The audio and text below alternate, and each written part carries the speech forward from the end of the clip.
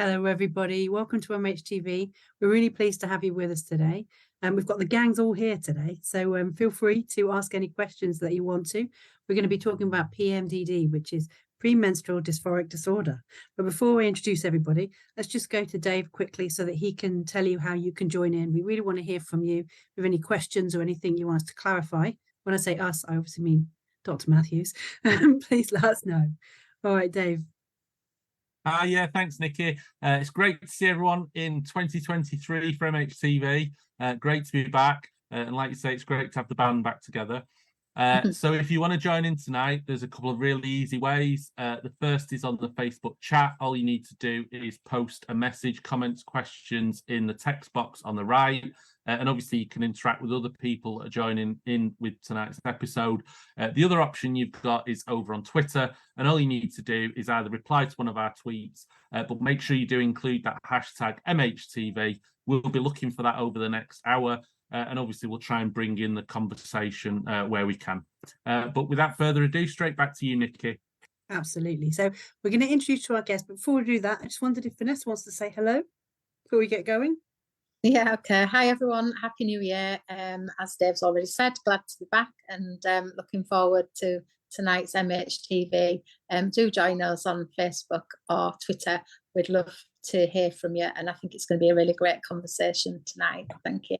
Definitely, definitely. So welcome to Dr. Lynsay Matthews. It's absolutely fantastic to have you with us. Please could you tell us a little bit about yourself? Yep, sure, and thanks for inviting me on. Any opportunity to talk about PMDD is fantastic. So I'm Lynsay. I'm a lecturer in public health at the University of the West of Scotland, and alongside that, my main area of research is in women's mental health, and more specifically about premenstrual dysphoric disorder. And so I'll just refer to that for the rest of the session as PMDD. And I've got lots that I can share with you, so looking forward to it. Yeah, I think let's start off by just understanding what is it?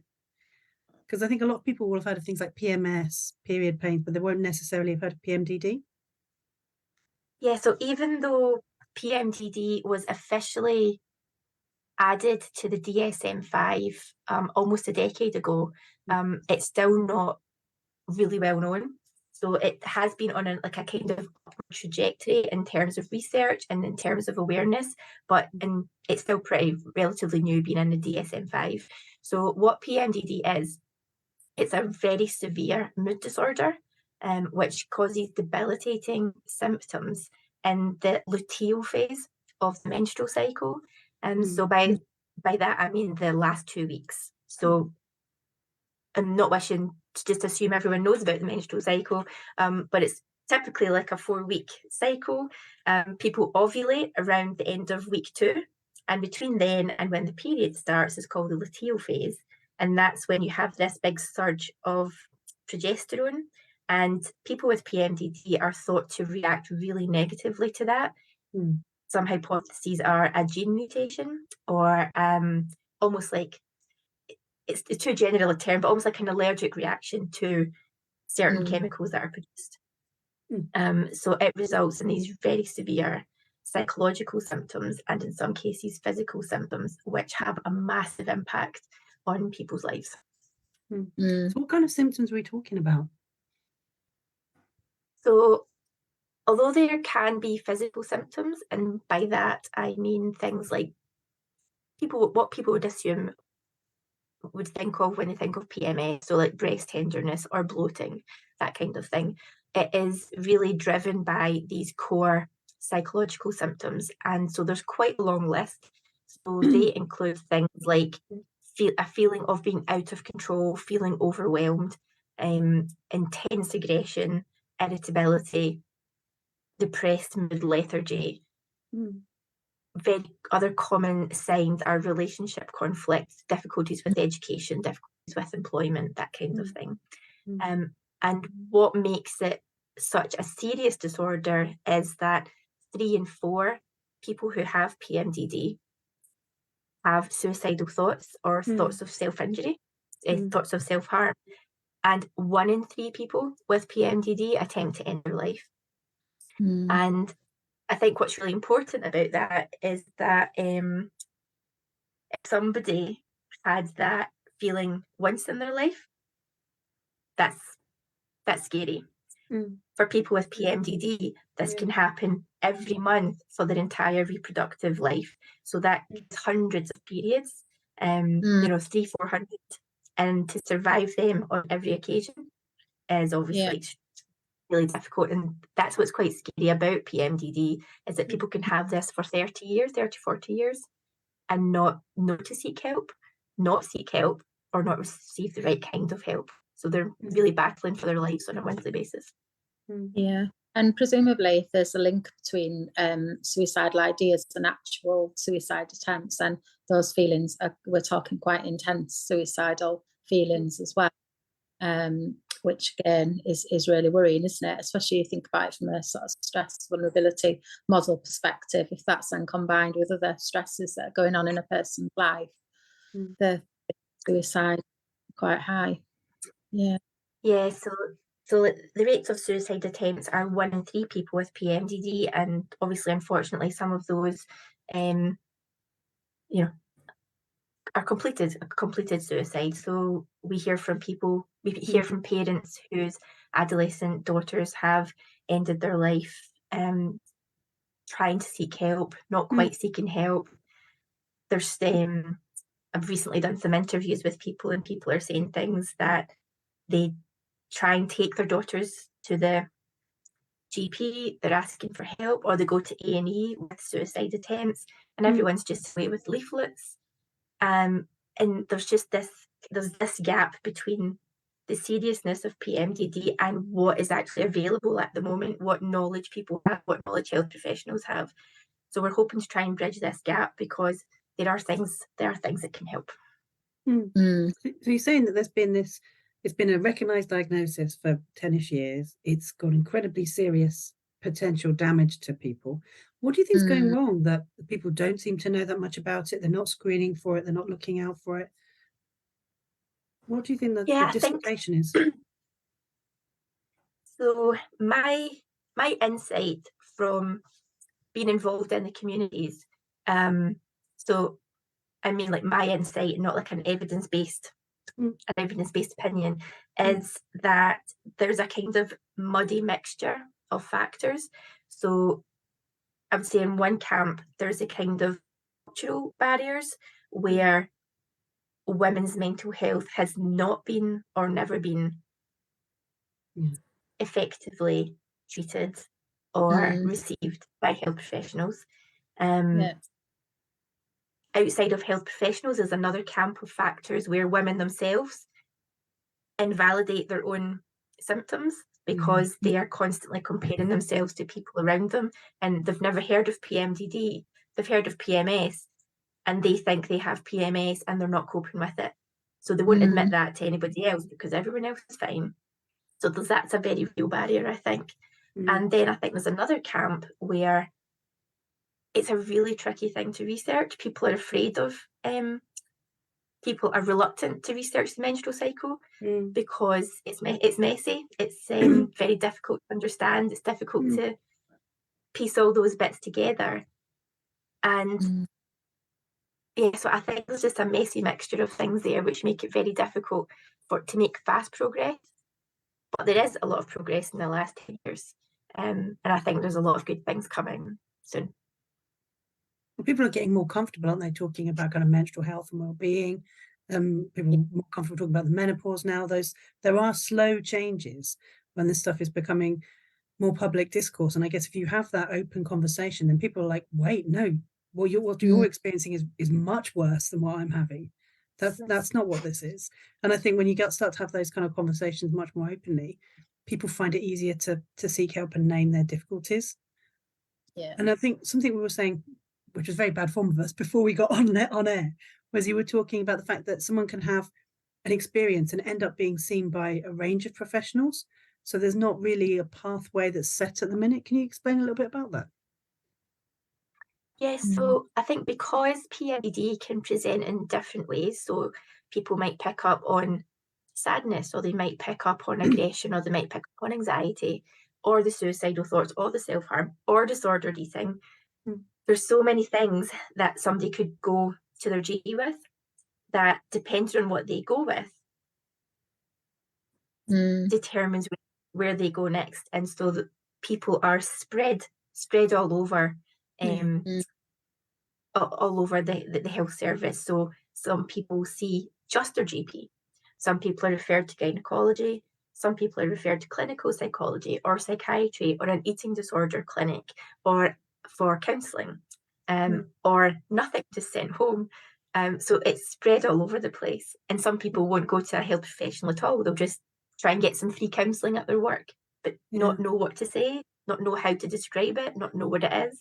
Nobody does. So the support doesn't come back correctly because the person you're speaking to isn't aware of it either. So we spoke to a lot of health professionals recently as part of one of our projects, and they themselves were frustrated. So especially people who had, what I came across was that the people who had a good handle on it were clinical psychologists and psychiatrists. And they were frustrated because they had nowhere else to go. So once they saw their patient, they had their consultation, they had their 10 minutes, there was nowhere, there was nothing to do with them, there's nowhere to go with them, and they found that frustrating.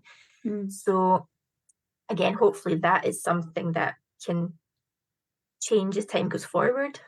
Yeah, because you would hope that interdisciplinary, yeah, you would hope that eventually people could be treated in primary care, wouldn't you, with recognition from GPs who were able to diagnose, so that people didn't have to be referred to psychiatrists or psychologists unless, of course, they absolutely needed to be. I guess, I don't know, certainly my own GP practice, if you want to see a female GP, you have to wait several weeks because, you know, she's a specialist in women's health. And I imagine that it's the same in practices all around the country, that it's quite difficult to see the right person.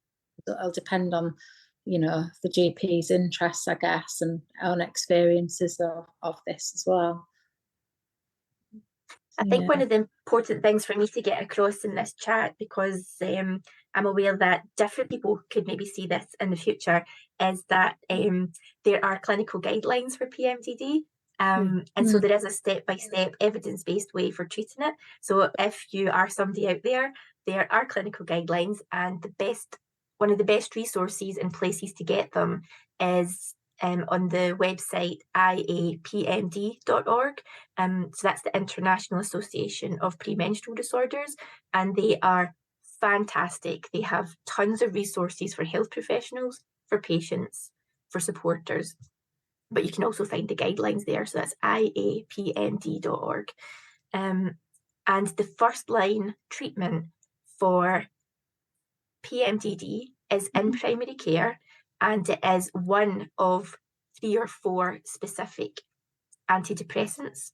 So the evidence base shows that the most effective way to treat PMDD is via the use of fluoxetine,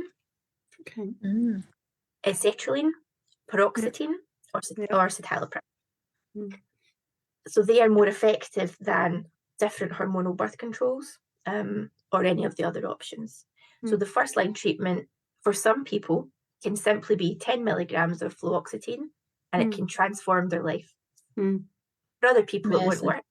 And then there's an escalating pathway for treatment. But if anyone is listening and is able to see the guidelines, for some of your patients, 10 milligrams of fluoxetine could change their life.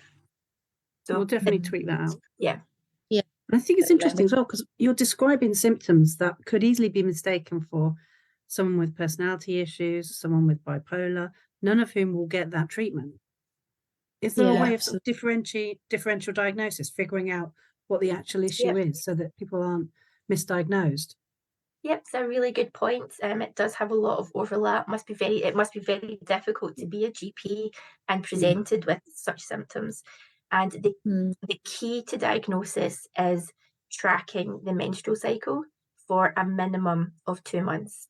And so by tracking the cycle, what we mean is that every day for a minimum of 2 months, the person tracks their mood and they track what's happening with their menstrual cycle. So when do they start bleeding, and when do their symptoms start. And the diagnosis is based on this cyclical surge in mental health health crises. And what people typically describe is that when their period begins, just like that, just back to normal. And it can be quite confusing for people, especially when they're younger, because you have these crises, you maybe keep it to yourself, your period starts, click, back to normal.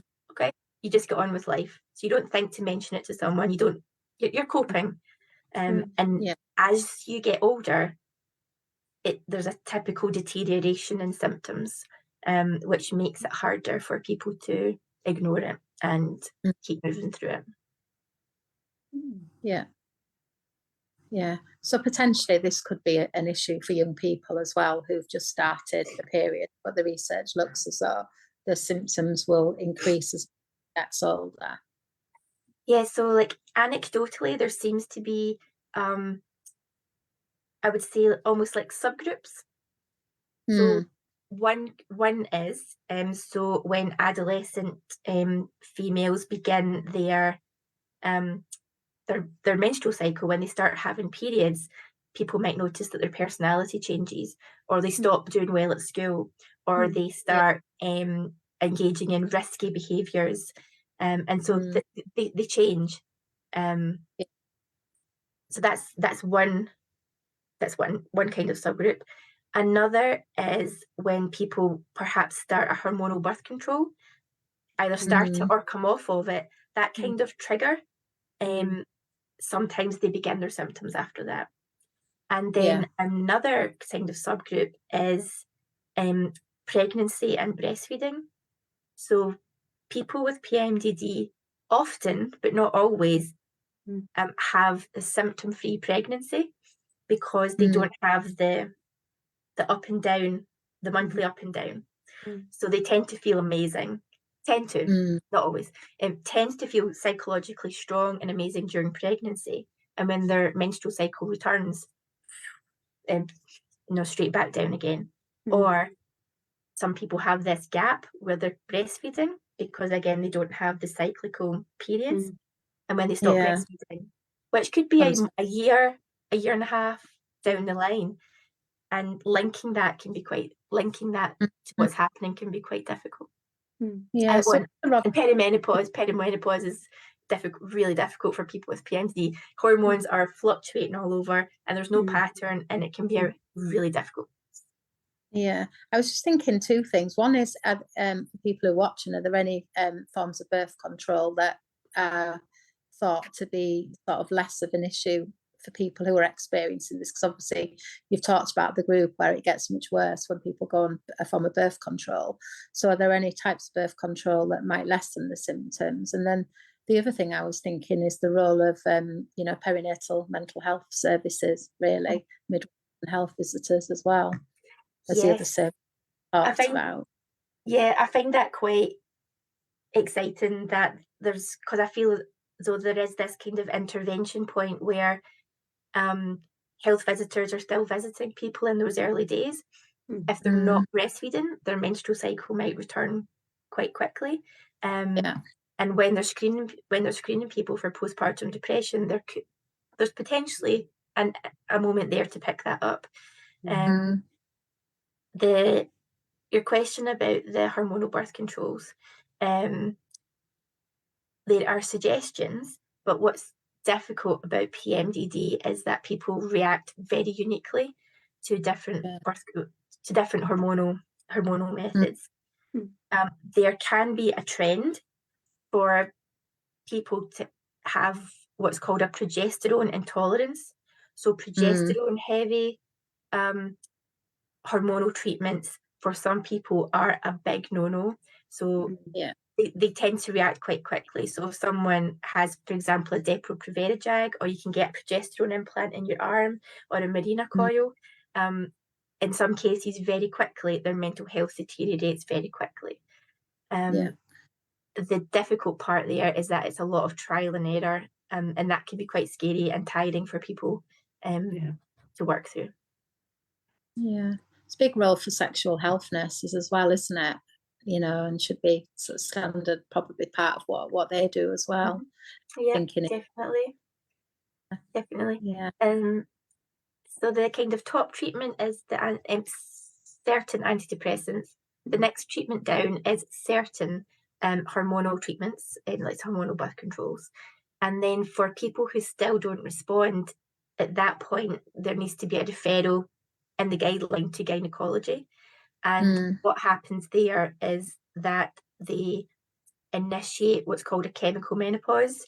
So they treat you with quite harsh chemicals to put you into a chemical temporary menopause to see if your symptoms disappear.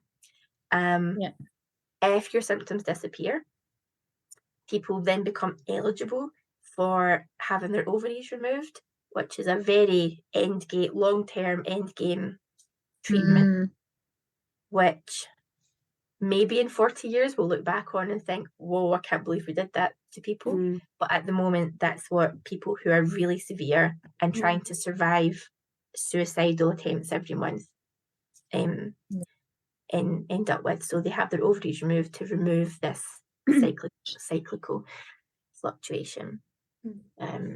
So that's a kind of 4-step pathway in the guidelines. You were saying as well that, I mean, you know, it's such a serious situation. It's been so overlooked, but there was positives coming. You were saying you could really see things starting to change. Can you tell us a little bit about that? You know, what's coming down the pipeline in terms of research? Yeah, there's like a mixture of things. So at one end, there's a kind of basic science type research which is taking place. So there's some fantastic research in Europe which has found that I don't know if you've heard of the kind of chemical derivative allopregnanolone. I always don't say it right. Allopregnanolone is a byproduct of certain chemical processes, and that appears to be involved in the mechanism for PMDD. So those researchers are looking into a way to block, to influence that chemical. Some other basic science things are showing that there are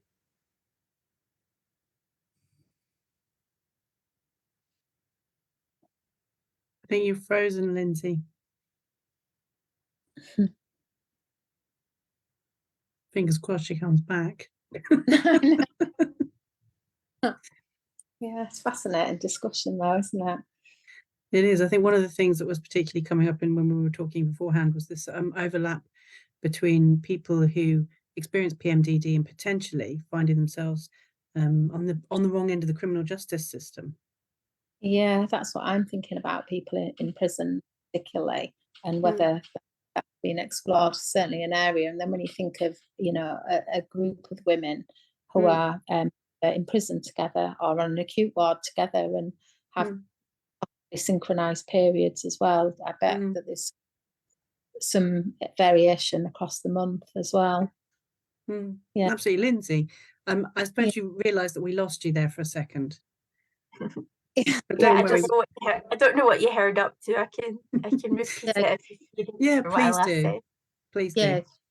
Yeah, so I think I was just saying that there was some exciting research coming. So I'd mentioned that there are some researchers in Europe who have found that there's this potential chemical derivative called allopregnanolone, which seems to be involved in the mechanism of PMDD. So they're looking at ways to influence that pharmaceutically.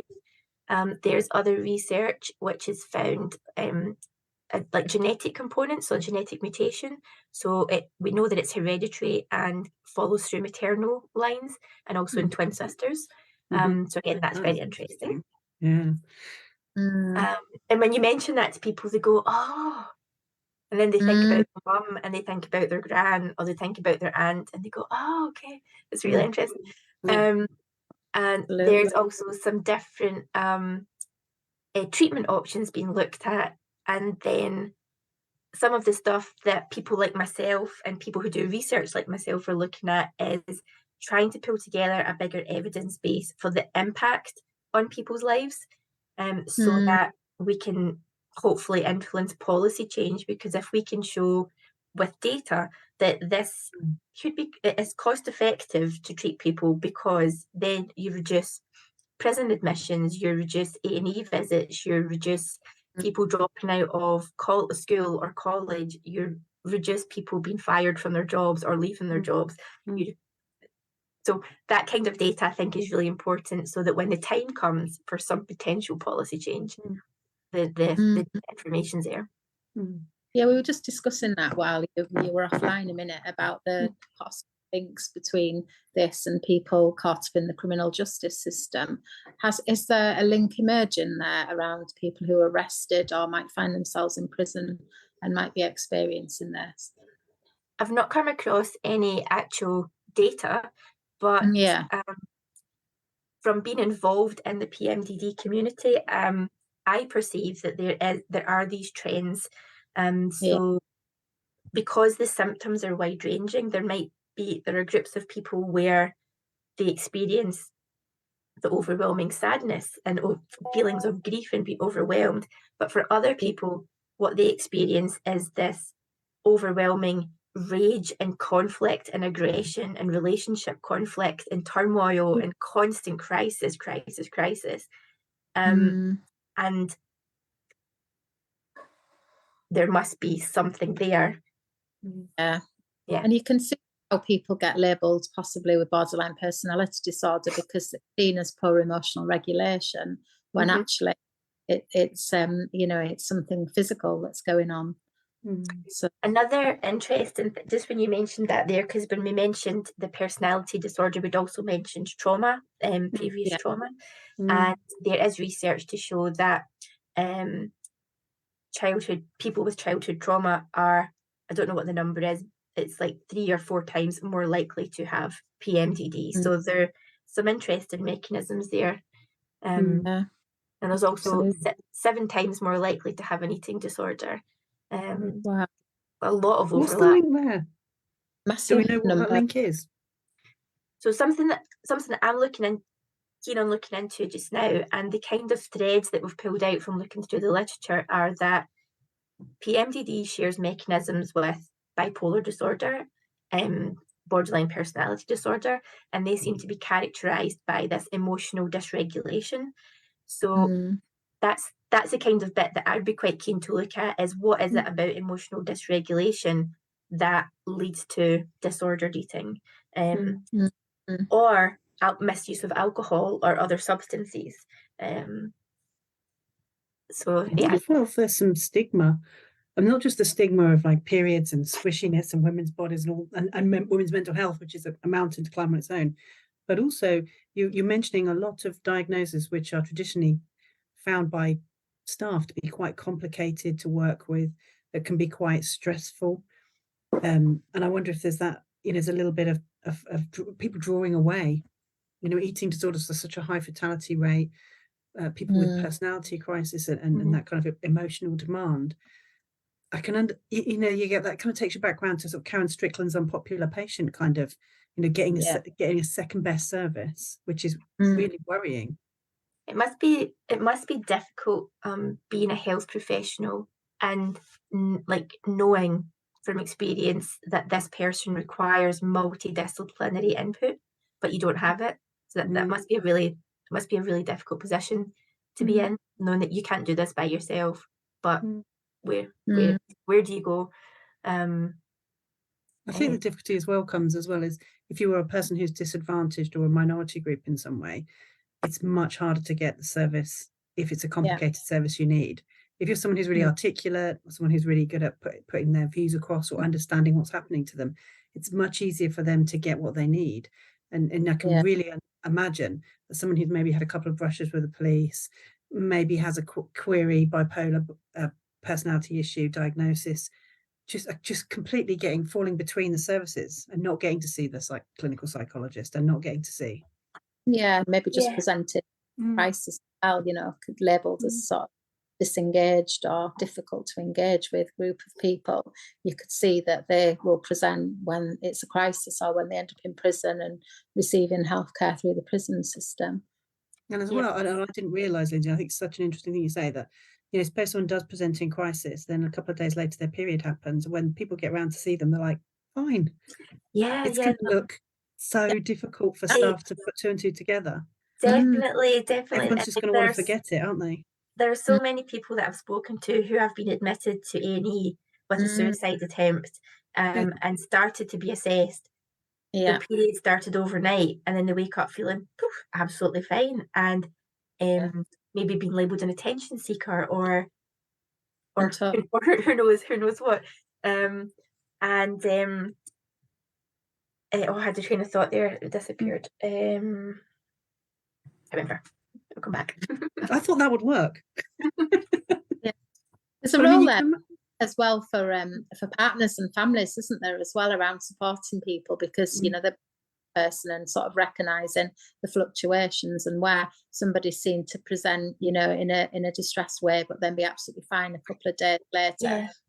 See the potential partners and families to advocate for the person, and to be able to talk about how the mood varies, you know, according to the menstrual cycle. It's often a loved one who picks up on the pattern, and or maybe comes across an article and they go, oh, that's what it is, and then they give it to the person and it's like, oh, this is a real thing. It's often someone else that picks up on the pattern. And I've heard people say, but how can you not know yourself? Like, how can you not know? And you don't, like, when you're in it. Yeah, of course. When you're in it, it's all consuming, it's all very real. So for someone to think that, it's something difficult for someone to pick up by themselves. I remember now what it was when you were talking about kind of like inequalities. And there must be a massive inequality. And again, just from being within the PMDD community, we know that someone who is white, cisgender, well-educated, computer literate, assertive, really, really, really, really struggles to get the appropriate support for PMDD, often paying for it privately. And there's anything below that line must much harder. Well, bet so. I've got a couple of questions come through, if that's okay, because I can see we're getting towards the end of our time. So one is on suicide prevention. Alarming to hear about suicide risk. What can we do? So, no pressure, Lynsay. Another one saying, looked on the NHS website, couldn't see much. So shocked me. I thought the Mind website, because I did the same thing obviously this person's doing, which is like scan around looking for information. I thought the Mind website gave really clear, easy to read guidance. So I don't know if you've got any comment on where people can go just to get on top of this subject. You did mention before the international one, but if there's anything else that you think would be a useful resource. So one is suicide prevention, the other's resources. Yeah, okay, I'll do resources first. Is the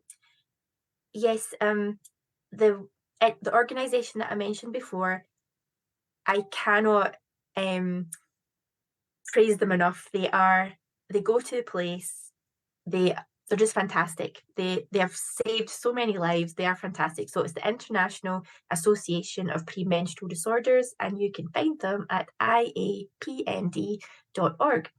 And one of the people involved in that was the driving force for getting the information onto the Mind website. So that's why the Mind website is a lot better than other places. And they're working on others. There's not very much on the NHS website, unfortunately, but something for us to work on. It's something for us to work on for sure. Regarding suicide prevention, yes, this is a really good question. So we have a project that's looking at that just now. And so I don't have really neat answers on it, other than what is coming out of some of the focus groups that we've done is if people themselves have more awareness that they have PMDD, they can be supported to have strategies in place. And so like a monthly strategy, a crisis strategy, a suicide prevention strategy, which involves the people in their lives. and also the diagnosis itself can be life-changing for someone, even if their treatment doesn't work. Knowing what it is and knowing that it's temporary and it will go away. If you can survive 2 weeks, it will go away. That in itself can be a big motivator for people. Yeah, but we're looking at it just now, and we hope to have some kind of roadmap for it within the next year. Yeah. I think as we're coming towards the end, I wonder if we could just whip round, and if anyone's got any questions. Vanessa, did you have anything you wanted to ask before we start to wrap up? Yeah, the thing that I'm wondering about is for people who are diagnosed with other mental health disorders, you know, sort of serious mental health disorders like bipolar disorder, schizophrenia. Are there any links between medications that might exacerbate these symptoms? I'm thinking about mental health medication. Has any work been done around that? So I'm just wondering around, you know, we've talked about people being misdiagnosed, but all people who do have some of those mental health conditions. Yeah, there is that big challenge of people who have comorbidities. So people can have bipolar disorder and have PMDD.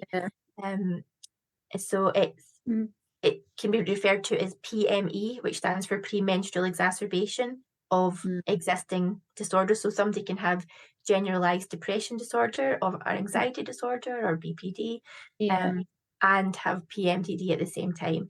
And that must be very difficult for them, and also very difficult for the people supporting them, and very difficult for health professionals, because that's a lot of different potential medications to try and balance with not a big evidence base for it. And I'm also thinking medications that might exacerbate it as well, given that, you know, we know that, you know, some medications can mess around with periods, make them heavier, make them more continuous. So I'm sure there must be a link there as well around exacerbating symptoms that'd be worth exploring. And I think even just you saying that, I think kind of makes it clear that we don't know enough about that. And hopefully one day we will. But we don't know a lot about it at the moment. Yeah. Dave, I noticed as a health visitor, you're being very quiet tonight. Is there anything you wanted to say? You can just shake your head. We'll carry on. Yeah, I think there's a couple of things really. I suppose I've been out of frontline practice for quite a while now, and I suppose it's that bit about, you know, how much is this in the curricula of you know, people in health visiting, mental health nursing. I'm thinking as well about general practice staff, you know, GPs and practice nurses, because hearing you speak tonight, you would think, flipping heck, it really needs to be front and centre in education. But I'm guessing it probably isn't. Is that an accurate guess? Yeah, I think that's accurate. It's not yet, and I think we rely on organisations, plural. We rely on the IAPMD being able to do that, but obviously they're a charitable organisation run by volunteers, and that's a massive undertaking. So hopefully there can be a lot more of a collaborative effort from like groups of researchers, building up the evidence base so that curricula can be updated. Like, for example, I'm hoping to, in my new post as lecturer in public health, I'm hoping to try and develop a module on women's mental health, so that it can cover these things, because, you know, women are half the population. Mental health is a big issue in public health, so let's just try and have some kind of module that covers it. Yeah, there's not a lot yet. And I know on a trade union front, Unite alongside a number of other trade unions have done work on sort of period dignity and the sort of the more generalised issue. And I suppose it's more kind of, you know, pushing that envelope of understanding, isn't it, that, you know, this is something that, you know, health professionals absolutely need to understand about and be articulate about, because if we're not, you know, all of us, then we're really failing, you know, like you say, 50% of the population, you know, so it's, you know, really important. The other thing I was thinking was, in my experience, one of the ways of getting sort of these kinds of issues sort of higher on people's agenda is having a really articulate kind of legislator, so MP or Lord, that have had personal experiences themselves and have kind of articulated them. you know, has PMDD got anyone sort of shouting about it in that way? Oh, I wouldn't say PMDD does. Like there's definitely a lot more there's a lot more discourse around it, around women's health in general. And there was recently the new menstrual health I'm not sure what the word is, course, mental health course. It's now a social prescribing one, which was released at the House of Lords a couple of months ago.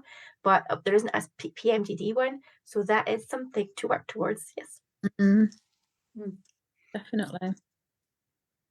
Yeah.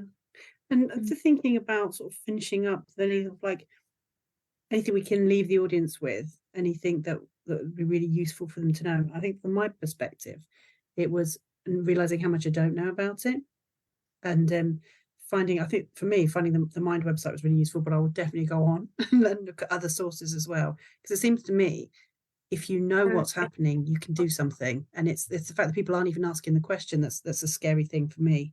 I wondered if the others had anything to say before we come back to you to finish, Lynsay. I think, Dave, Vanessa? Yeah, I think I'm just thinking in terms of, you know, personally, you know, as a promoting it to people where that might be a concern now, I'll be much more aware of it. And I think as a sort of mental health nurse and in a sort of leadership position as well, I think just, you know, promoting it and advocating amongst, you know, healthcare staff really to ask women about it when they're assessing or screening them, and to encourage women, as you say, to keep menstrual diaries and start to recognise the cycle. And certainly I've written down some of the antidepressants that you mentioned as well, and just to kind of promote that general awareness, and also and I think this would be useful to have further conversations thinking about women in the health and justice system as well, and the things that we may need to think about and look at for, you know, that particular group of women as well. So yeah. So Lynsay, would you like to finish us up? Yeah, so I think if I was to leave people with like take-home messages, one would be that PMDD is not PMS. It's a really debilitating disorder which can end lives. Next key message would be that there are opportunities to intervene and to support. So asking, regardless of what your health profession is, asking people about whether they experience these monthly crises or, you know, monthly mental health episodes, even if all you do is direct them to the IAPMD website. If you have the scope to refer them somewhere else, great. But even if you just refer them to information, that in itself can be life-changing. And yeah, spread the word. That spread the word. The more we can raise awareness, and like this kind of opportunity, chatting with you today, this has been a fantastic opportunity, and we all appreciate it. Fantastic. Look on Twitter, people, for resources, for links. It's all going out. Thanks to Dave. He's done a fantastic job, quietly retreating away. And really lovely to see you all, and lovely for us all to be back as a gang. So we'll be seeing you next week. And thank you very much, guys. Bye-bye. Thank you, everyone. Bye. Bye.